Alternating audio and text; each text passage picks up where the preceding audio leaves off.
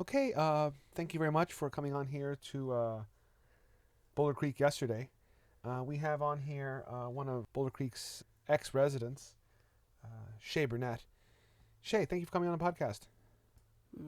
Good to be here. It's great having you. Uh, indeed, you did live in Boulder Creek in yesteryear? That's right. Most of my life I lived in Boulder Creek. I see. And what took you out of Boulder Creek?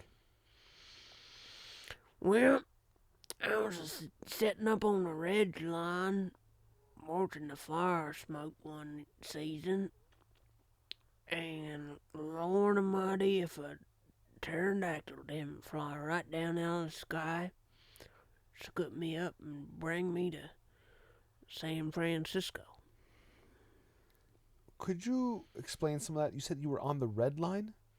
The ridge line. The ridge line. That's right. And what again scooped you up? Goddamn pterodactyl. Pterodactyl, That's right. not a UFO. No, sir.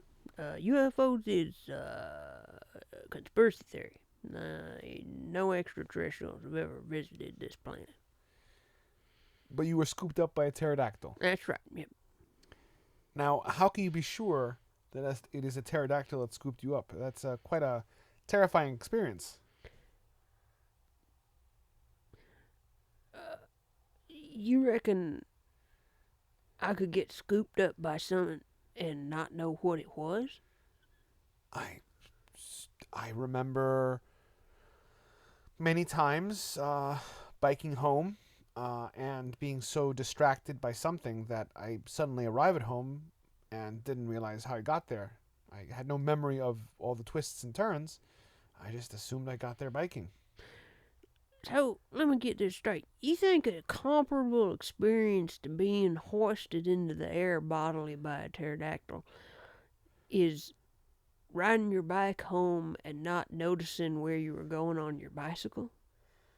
Well, I've spent a fair amount of time in the woods, and I've never seen a pterodactyl, and I've never heard of anyone else seeing a pterodactyl. So I do wonder how it is that you have this story that I've never heard before. Well, I reckon the reason I got a story you ain't never heard before is 'cause it happened to me and it didn't happen to you. You know how I know it didn't happen to you? 'Cause you think that it's possible to be picked up by a pterodactyl and carried hundreds of miles and dropped from the sky and not know what happened. Now, would you happen to know what species of pterodactyl this was? Do I look like a goddamn paleontologist?